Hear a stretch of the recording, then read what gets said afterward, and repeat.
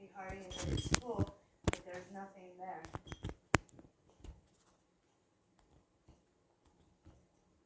Hare Krishna, Dandavat Pranam. It says it's going. Hare Krishna, Krishna Krishna, Hare Hare, Hare Rama, Rama Rama, Hare Hare. Hare Krishna, Krishna Krishna, Hare Hare, Hare Rama, Rama Rama, Hare Hare. Hare Krishna,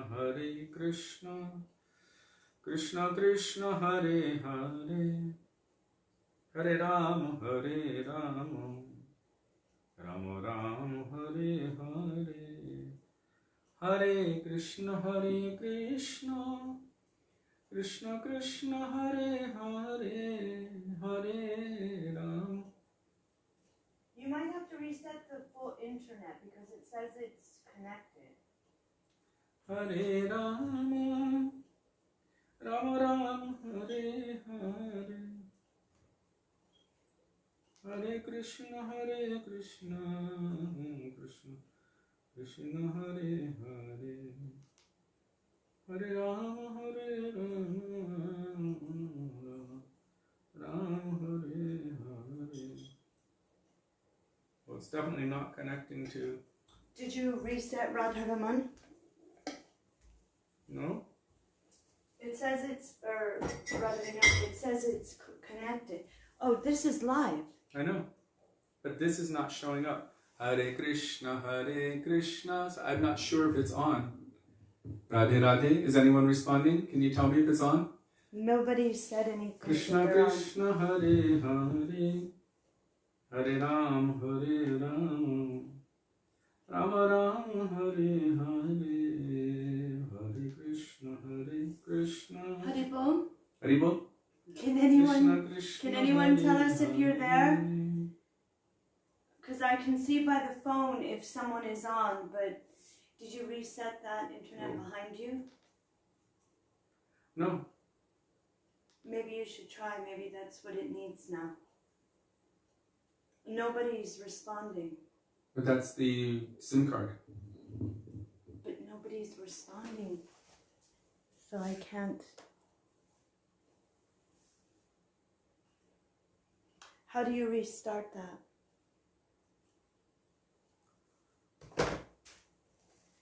Just turn it off. Turn it off and turn it on? Maybe it will reset it.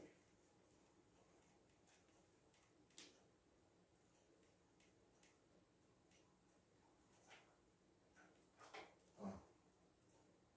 That's not working either. Can't even shut it off. That's a first, huh? No.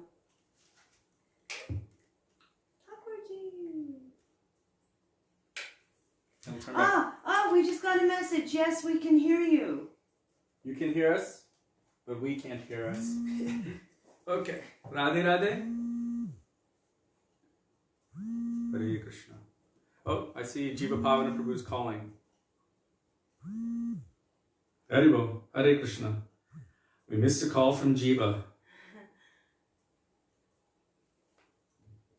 Haribo. Is it working?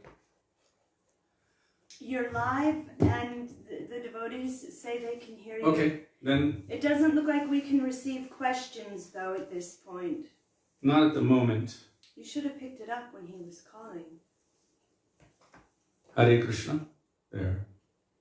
It's working. Okay, sorry about that. Alright. It's kind of working there, but not everywhere. Alright, so we can't actually check for questions. So for today, you just maybe have to... But we see and hear you fine. Okay, so maybe the internet will come back up normally. I'll put this one on there. Sorry about that. There. In all these months, this isn't too this is the worst it's been ever. That's kind of crazy. But in all the months. Okay, so I don't know what you missed or what you didn't miss, but I was just speaking about this transcendental treasure This is the manifestation of the heart of our Srila Gurudev and Srila Sanatan Goswamipada.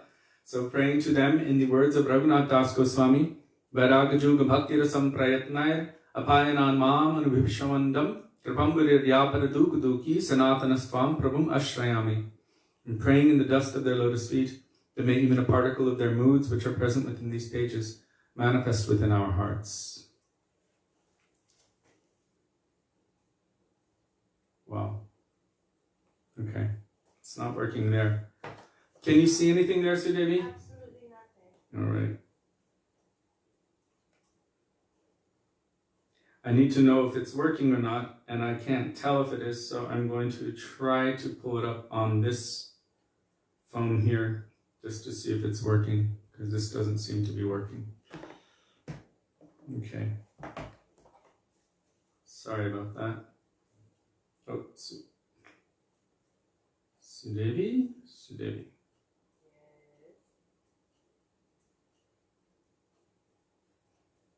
Please forgive me, Vaishnavas.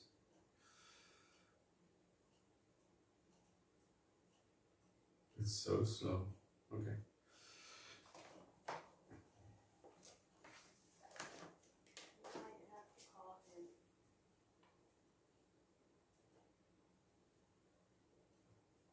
It's not working. Okay. So, yesterday, Srila Gurudev was speaking about the necessity for undergoing apprenticeship. Apprenticeship means to be under the guidance of someone who knows something because they have attained perfection in that field. And for us, when we want to attain our final destination, which is to serve Radha and Krishna in Vrindavan, in whatever ras anyone is going for, they will have to take one final birth and engage in apprenticeship. That means taking birth from the womb of a gopi in Vrindavan, where Krishna is performing his pastimes on any earthly Vrindavan. And there we will be naturally encultured into Krishna's pastimes. We will actually receive proper training for how to serve Radha and Krishna. And Gurudev said, without that, it won't happen. So that would be our final birth. I believe it was Raghava Prabhu yesterday who posted the final proof from Srila Prabhupada, from Krishna book, that would be the last birth for any advanced personality who's progressing. They will take one final birth from the womb of a gopi, and then they will enter into Krishna's pastimes that way. Do you see anything, Sudevi? No. Oh, I'm not even connecting. okay. I kind of know what happened. I don't even see Kishori up there anymore, what to speak of. Yeah, Kishori got disconnected. That's, yes. So you might have to end it for tonight. Okay. So, I'll just keep discussing. Hopefully it will be okay.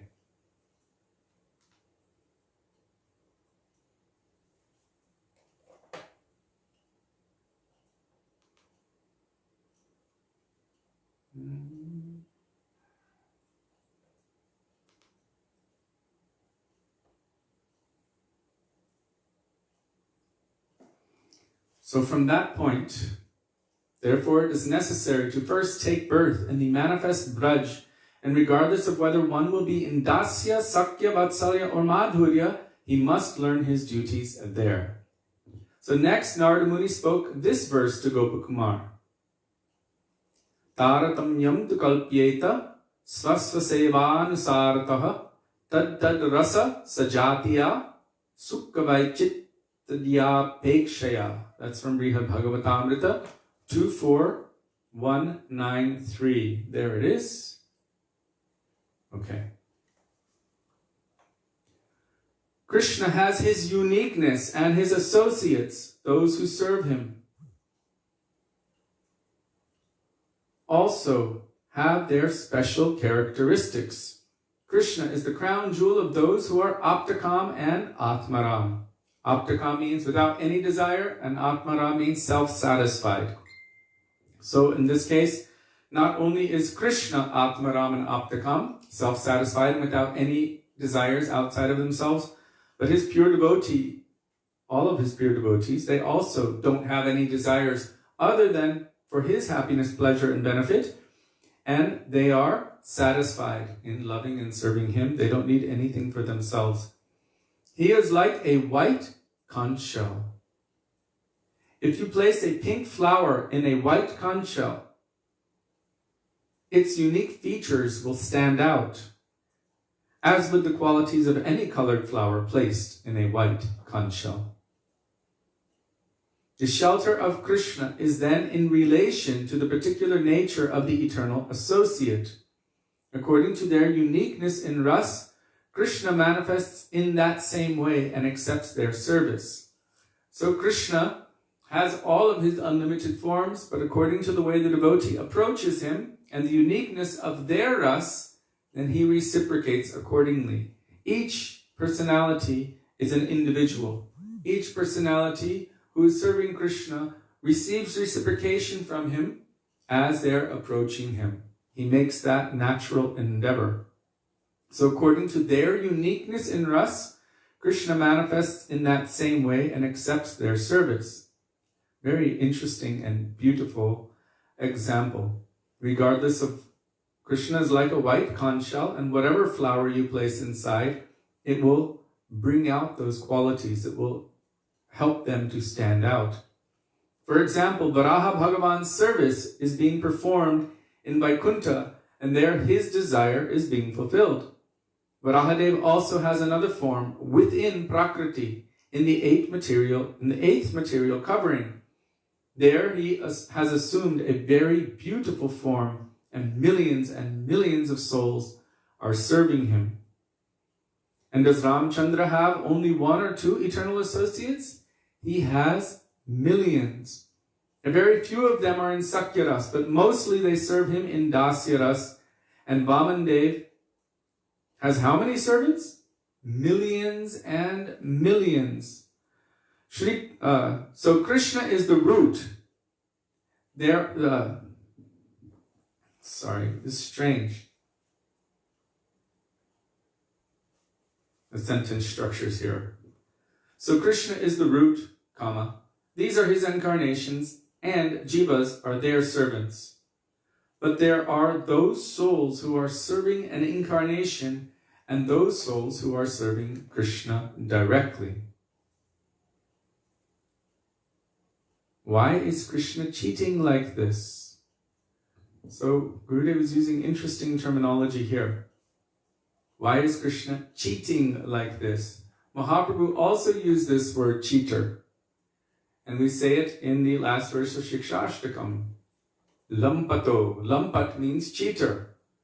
So you may be a cheater. It still won't change the nature of my love toward you. And the gopis also call Krishna that quite often.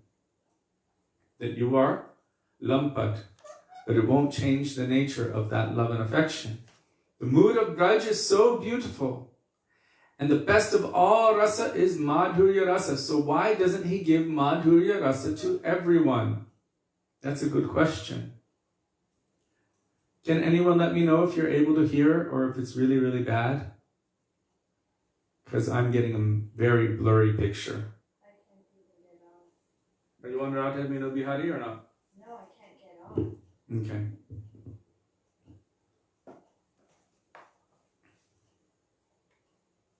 Maybe you should not try to get on right now. It might help it to flow better. It won't connect either way. It doesn't matter. Okay.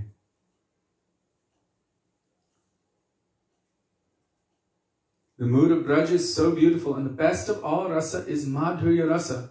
So why doesn't he give madhurya rasa to everyone? Well, we've discussed this many times previously.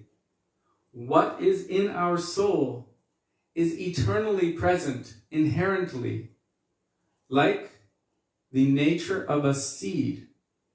What is in a seed? Well, the potential to become a particular kind of tree. So what kind of tree is in potential within an apple seed. Only an apple tree. Within an orange seed, you will find an orange tree. Within a mango seed, the potential is to become a mango tree. In the same way, each individual jiva has its own eternal inherent potential within it.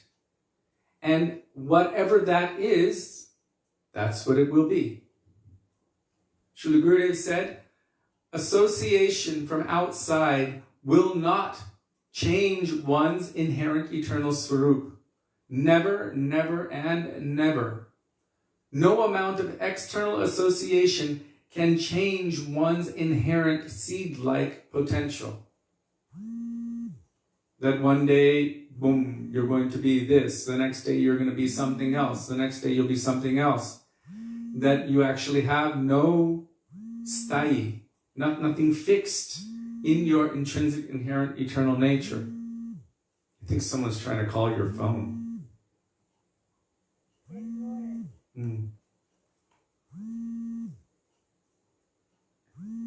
Please don't call. Sudevi, you can call me if you want.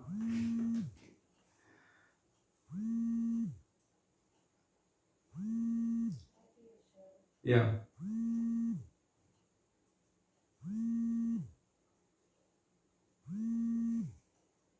He's changing the flow of the. Can you stop it, Sudevi?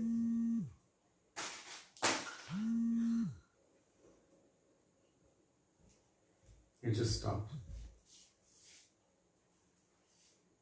Is it going? It looks like it's live. Okay.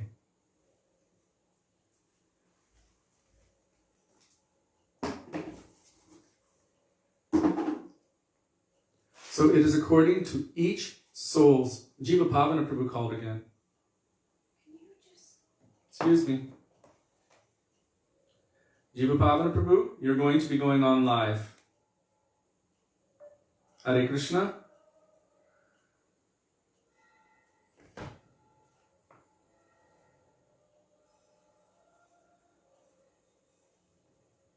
Okay. I heard you. I mean, I read what you wrote. Sorry. Thank you. Are they able to read it? Yes, they said it's good sound and image. Okay. It's just us.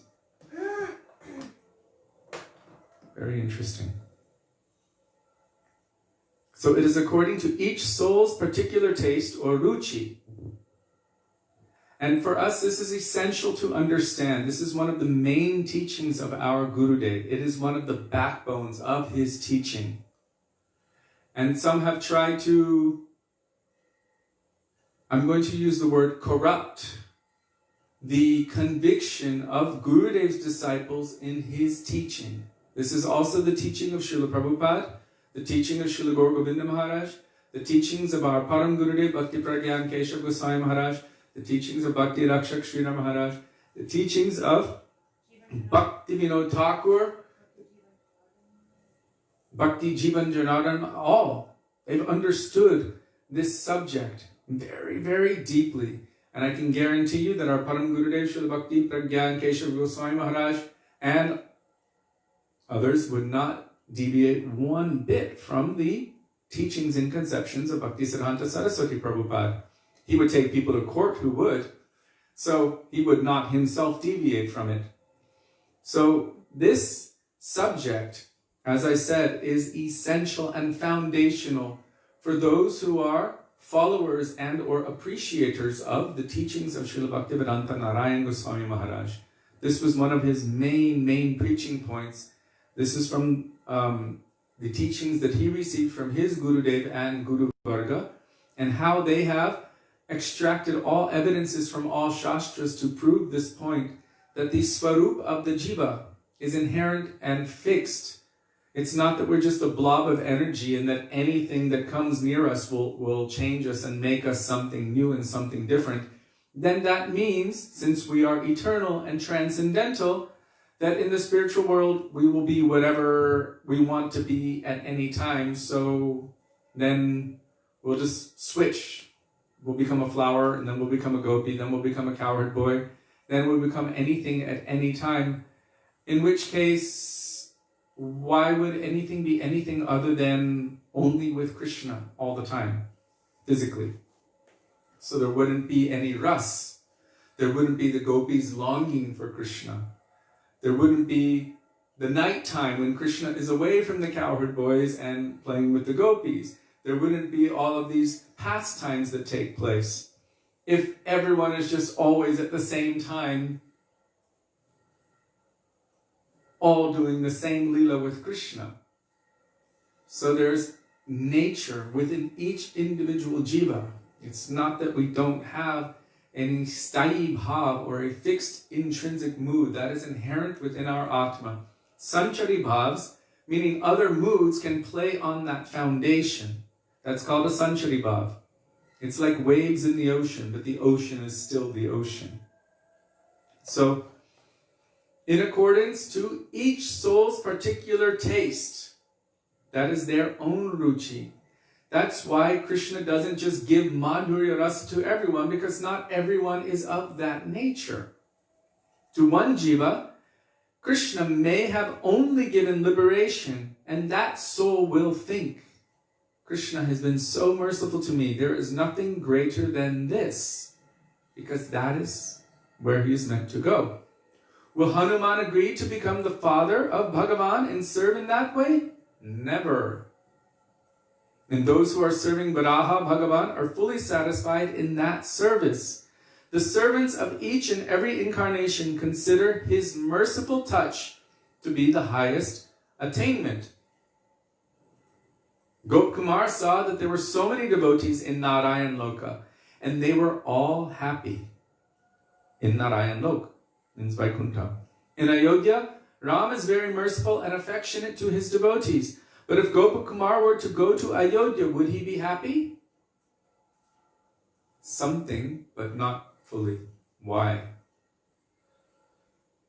He can try to integrate, but the nature of his Atma is only to serve Krishna as a cowherd boy in Vrindavan. So even if he's trying to integrate into Ayodhya or Vaikuntha or Dwarka, he will find himself not fully satisfied.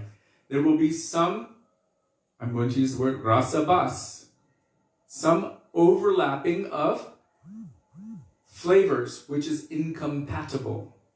And therefore he will feel some disruption because his own nature is not being allowed to manifest.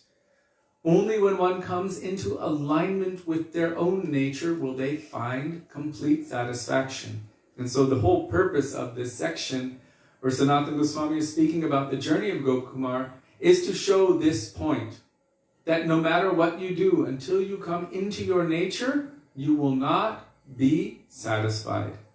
If I am meant to be an apple tree and I'm trying to become an orange tree, it's just not going to work. So, only when I'm aspiring for my particular goal, how can I know what that is? Sri Guru will see the intrinsic nature of the jiva and will direct us accordingly. So, because we will receive, or our goal, the goal of our soul, the nature of our soul will be indicated, then the activities that we engage in under the guidance of Guru will be to attain that particular goal, and that will be known as sadhana. When we were in Idaho, there was one devotee lady, Gurudev named her Janaki. And he told her when he met her, you are not Krishna Bhakta, you are Ram Bhakta. And she had been associating with devotees for a long time, and she was trying to worship Krishna and not worship Ram. She was chanting Mahamantra and really going in that direction. And when he told her that, she said, oh, thank God. She said her heart wasn't able to move in that direction. To a certain extent, but then something was not there. And he told her, I can help you. And so he was giving so much help. Why can he help her?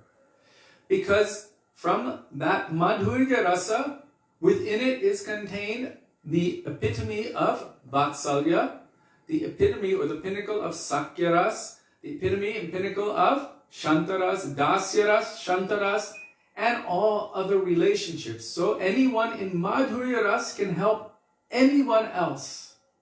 because they have that highest rasa. For us to actually be able to endeavor to attain our particular goal of Radhika Dasi, we must also be under the guidance of someone who has that kind of particular nature. Therefore, Rupa Goswami has says, Tishtam Rajetad Anuragi Jananagami, taking shelter of a personality who is Sajatiya, with that same mindedness, who can help me to attain that particular goal. If I don't know what that is, if I don't know or have any indication of what the intrinsic nature of my soul is, then I should pray to Krishna for help. And Krishna will send Guru.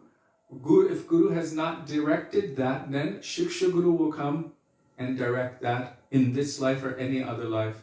In the meantime, we should try to develop sincerity and cry to Krishna and pray that we may be able to embark on the path of sadhana, that we might be able to actually focus on a particular goal.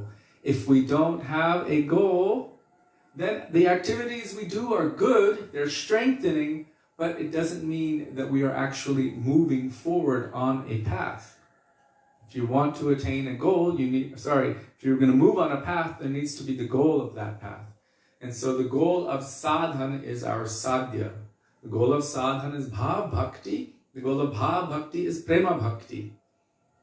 This is indicated by Sri Guru at the time of initiation. Because at the time of initiation, Guru awakens or gives us something known as sambandha jnana. Some knowledge of our relationship, the particularness of our relationship with Krishna. And if we haven't realized or understood that Gurudev has given some indication, like he gave to that Janaki. And what would happen after some time? She will go to any Guru who will be completely only saturated in ekantik bhav, one-pointed mood, to Ram, who will then help her toward her particular destination.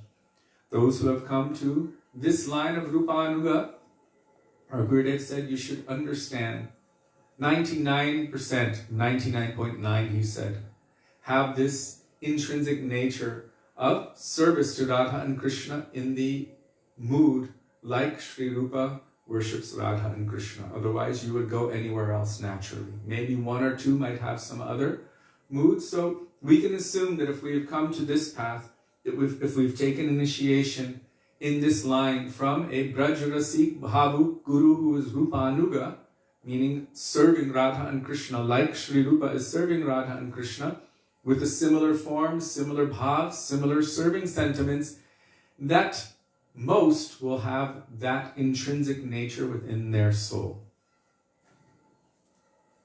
Srila Gurudev has explained that again and again. So Hanuman will never agree to become the father of Bhagavan because that is not his intrinsic nature. He is always in dasya prem, as a servant. And those who are serving Varaha Bhagavan are fully satisfied in that service. We've seen that in the history of Gopkumar. Vaikuntha-vasis were like, this is perfection, what's your problem? And then in Ayodhya, everyone's like, this is perfection, what's your problem? In Dwarka, the same thing. Everyone thought, this is perfect. And Gurudev said, even in transcendental Vrindavan, those who are established in their eternal swarup, even the insects, they think, this is perfect. Why would I want to be anything else? This is perfection. So only when one has finally attained to their state of perfection, at that point they find this is perfect. Why would I want to be that? Why would I want to be anything else? So they don't have this. Only sometimes you see the sentiments move in the hearts of the gopis where they are actually speaking about that kind of thing. Oh, the cowherd boys, they are, because their humility is such that they think everyone is serving Krishna more than themselves because they're the most humble, because their love is the greatest.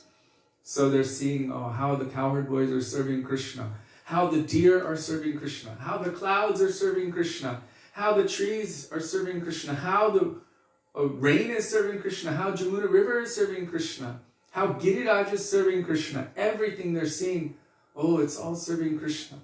If only we could serve Krishna like them. If only we can serve Krishna like them. So they have this kind of mood that manifests, but we should understand that this is not their sthayi bhav or their fixed foundational mood. These are sanchari bhavs. These are the waves that are playing on top of that ocean.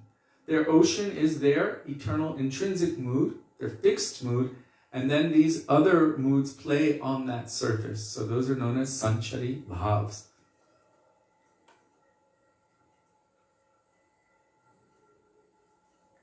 The servants of each and every incarnation consider his merciful touch to be the highest attainment. Gop Kumar saw that there were so many devotees in Narayan Lok and they were all happy there. In Ayodhya, Ram is very merciful and affectionate to his devotees. But if Gop Kumar were to go to Ayodhya, would he be happy? Would he even find cows in Ayodhya? Maybe, but not the same like Braj cows. Oh, yes, maybe in the home of a Brahmin for the purpose of worship there may be a cow. But there will be no taking the cows out to graze as there is in Vrindavan. There, in all directions, sacrifices are being performed with great pomp. And if a poor cowherd boy were to go there, he would be disturbed by all of the smoke. Gurudev is so funny. If a poor cowherd boy were to go to Ayodhya, to the homes of the Brahmins, with all the yagyas, he would just be disturbed by all of the smoke. Cowherd boys, they go with 10 cows and bring them out to graze and pasture. Therefore, he would not like it there under any condition. Nard silently understood all of these feelings within Gop Kumar's heart. When the gopis went to Kurukshetra, they saw Krishna dressed in majestic robes, with so much wealth around him, beautiful, fine clothes and so much jewels and everything. Thousands and millions of servants were there. They saw all of that. But what was their mood? They were not satisfied at all. They were thinking, oh, I can't even remember the shlok at this moment, but I believe it was one bhajan or one song from Chandidas. He sang, oh, how we used to meet under the tree at that river. Mahaprabhu heard this and became completely overwhelmed. How we would meet together. I long for those days, how we used to meet. In a very, very simple place, in a very simple way, away from all of this. So the gopis are actually praying. They want Krishna to come with them. Come with us back to Vrindavan. We don't like to see you here. Where's your flute? Where's your peacock feather? You're wearing gold ornaments and a helmet and all of these fanciful things. But we remember those sweet days when we would decorate each other with flowers. When you would play your flute and have a peacock feather on your head. How you would be so carefree. So we want to take you with us. Please come with us. Come with us on the chariot of our hearts. And we will bring you back to Vrindavan. They weren't happy seeing him in that situation. Although so many millions and millions and trillions and in all of the universes are completely mesmerized by the Dwarka pastimes. How amazing and how wonderful.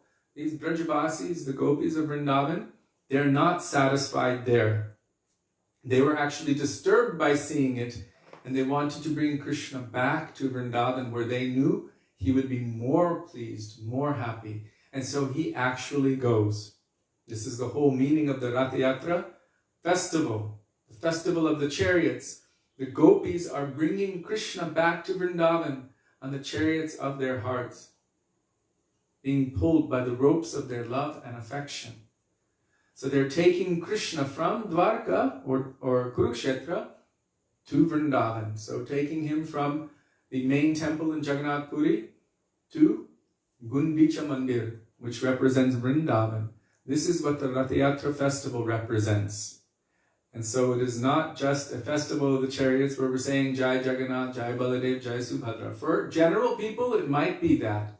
But for those who have a deeper understanding of the moods of Chaitanya Mahaprabhu and his devotees, especially the Rupanuga Vaishnavas, they will understand that this is something quite deep, quite special, and quite powerful. This is not glorifying Krishna in Dwarka, but this is actually saying, I know that you're not happy there, but I want you to be happy. So come with me, come to Vrindavan. And somehow when we're participating in that festival, there should also be that mood, that deep mood in the heart, that we're rescuing Krishna and bringing him to that place where he will be the most happy, where he can accept the love and the affection of his Brajabasis. They don't want to be there. They want Krishna to be with them in Vrindavan. So Gurudev here is saying, even if Gopkumar goes to Ayodhya, there he will see so many Brahmins doing yagyas, and there will be so much smoke from the fires, and this will just create disturbance for him because it's not in alignment with his nature. So he will find it to be disturbing. Oh, you know, like somebody who's used to sweet, peaceful country living, and then you go into the city. I remember we were driving cross country in the US, and for hours and hours and hours, like 60 hours we were driving, because we took many days, and it's just small little highways, 2-lane highways, just one car going this way, one that way, or maybe 4. And then we arrived back into Los Angeles. Suddenly it was 7 lanes each way. And everyone was passionate and beeping and driving fast. And it was like, it was shocking and it was frightening to be in that situation. Although I had known it before, but after being away for so long and just being on those peaceful roads, suddenly coming into that situation, it was quite frightening. And I felt this ominous presence, this heaviness and this fear, and it was very uncomfortable for those who are used to that environment. This sweet, gentle, beautiful, peaceful environment. When you go into that other environment, it's quite heavy and intense, ominous. So those gopis, they're used to very sweet, peaceful, beautiful environment of Vrindavan, full of flowers, full of love and affection. Not all this Aishwarya, Om Jai Jagadish Hari, I'm sorry, please forgive me for my offenses. In Vrindavan, they didn't have to have that relationship with Krishna. What was their relationship? They'd be like, hey, and they'd talk down to him even. And they had such a sweet kind of connection. The cowherd boys, they would wrestle with him, and they would win. They would throw him in the dust and jump on top of him, and he would try to cheat his way out of it. They didn't have all this mood of awe and reverence. But going into those situations, everyone's worshiping them, giving them so much respect. Your nature would want to be to run and embrace your Lord. But everyone would stop you. No, hey, what are you doing? You can't just run and embrace Bhagavan like that. You create a disturbance. And this would create a disturbance in your own heart. Your own heart would not be able to flow spontaneously. And there wouldn't be that spontaneous reciprocation. It would create a disturbance of the ras. Hence, overlapping of rasas creates a rasabas. Srila Prabhupada writes in his commentaries of Sri Chaitanya Charitamrita that no pure devotee likes this incompatible overlapping of rasas or rasabas. They don't like to hear it. It creates disturbance in their heart as well. So, Jiva Pavana Prabhu, I don't even know if we're still on, but if we are... Okay. So if you can post that quote, I would really appreciate it. And now it seems to be, because we're going to a new chapter already. Wow, that went really fast. The gradations in service. So I don't want to jump to the new chapter before when we only have a few minutes left. So this subject that we have been discussing is extremely important, that we should understand that we each have our own intrinsic, individual, inherent relationship with Krishna, which is established, eternally established within our hearts. Srila Prabhupada also writes about this in the commentary and the translation to that verse in Sri Chaitanya Charitamrita. Nitya Siddha Krishna Prema Sadhya Kabunai Shravanari Shuddha Chitte Korye Udoy. That Krishna Prema is eternally situated within the hearts. And it is awakened by the association of those who have Prema. So it's already inside. It's inherent within. Some say that that verse is saying that it is given by those who have Krishna Prema. We should understand that it is awakened, but it is already inherent within. All of that potential is inside. Gurudev said our appearance, what we look like, what our clothes look like, who our mother and father are, where we live, our husbands and this and that, all of those details, every speciality and the particular mood of service that we have for Krishna, that is all inherent within the soul. And only by that association, by the potency of the association of that pure devotee who has a similar mood to what our soul needs to awaken, will that nature awaken. That's why it's essential to associate with those kinds of pure devotees, to awaken what is within our own soul. So by their association, he said it is not given, it is awakened. So sometimes the word manifested is used, and this creates a little bit of confusion in the minds of some. That, oh, it's manifested, which means it is given from outside. And the example that is utilized is that of Jiva Goswami, where he talks about association.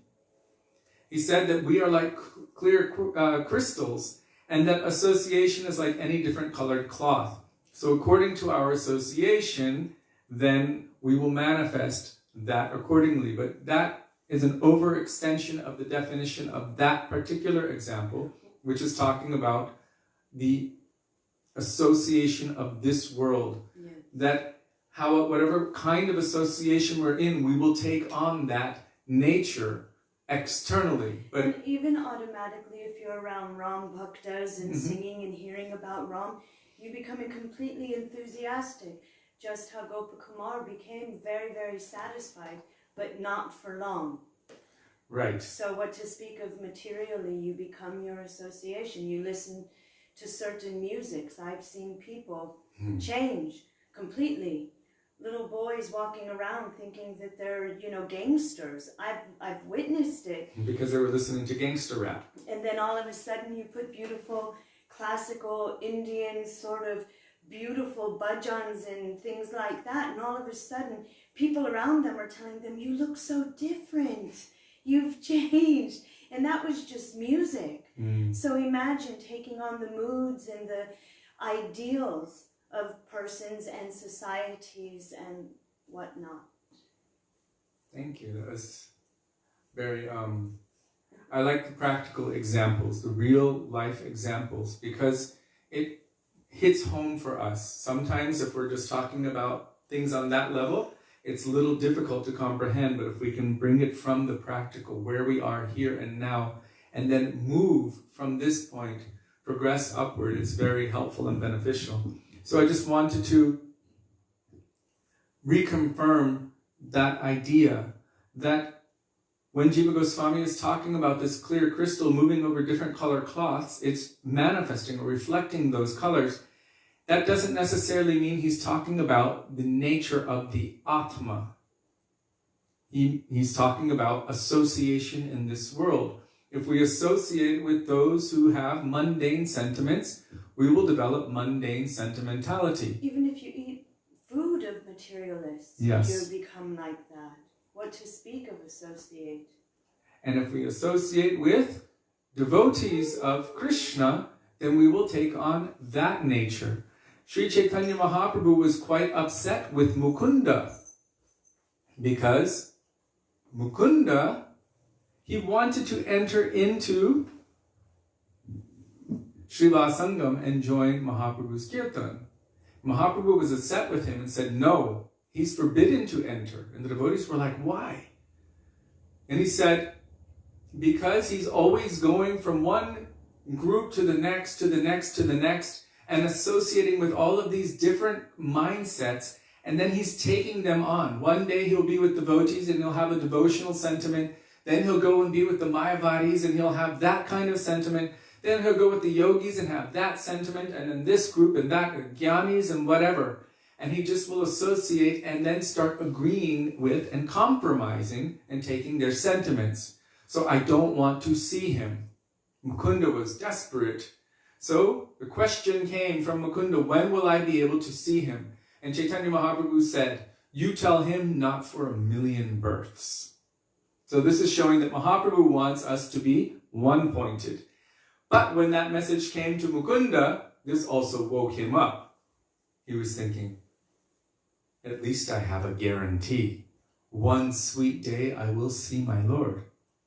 So he began crying and chanting and praying in such a one-pointed way that Mahaprabhu accepted him immediately, because he burnt off all of those millions of births in that moment.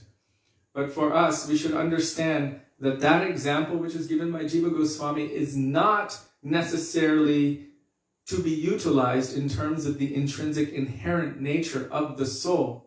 I remember reading from Bhaktivedanta Thakur, I believe it was either in Bhakti Tattva Vivek or in Krishna Samhita, where he was stating that to think that the jiva does not possess attributes as an eternal transcendental entity, part and parcel of God, to think that it has no attributes, this is also a Mayavad conception, just like thinking that Krishna, who is also eternal and the supreme producer or the creator of all parts and parcels, to think that he has no attributes, this is also Mayavad. So we should understand that each individual soul is made of loving service to Krishna. Jivera Surpahoy Krishner Nitya Das. All are eternal servants. And Srila Prabhupada, A.C. Bhaktivedanta Swami Prabhupada explained, what is the meaning of Das? Das means servant. Well, what does that mean? It doesn't just mean you're a servant, like a blob with a title stamped on you, servant. What kind of service? What is your service? How will you serve? So Srila Prabhupada has clarified this, that one has eternally inherent within him. Quote, unquote. You can search that. That particular serving mood that one has eternally inherent within him. This is in relation to that verse, Nitya Siddha Krishna Prema Sadhya Kabunoi. Then we can understand when we come into the association of any pure devotee who is tattvadarshi, who is a knower and seer of the truth, who knows themselves, who knows Krishna, who knows their relationship with Krishna, they can also detect and see the nature, the seed-like nature of our Atma, and prescribe the appropriate sadhana for us that will bring us to our particular inherent eternal sadhya or goal. Srila Gurudev ki jai, Srila Prabhupada ki jai, Rupananda Guru Varga ki jai, Gaura Bhakta Vrinda ki jai, Gaura Premanande, Hari Hari Bol. And I just want to apologize for the difficulty that we have already had with the internet. Please forgive us today, and hopefully we don't have to beg forgiveness for this tomorrow.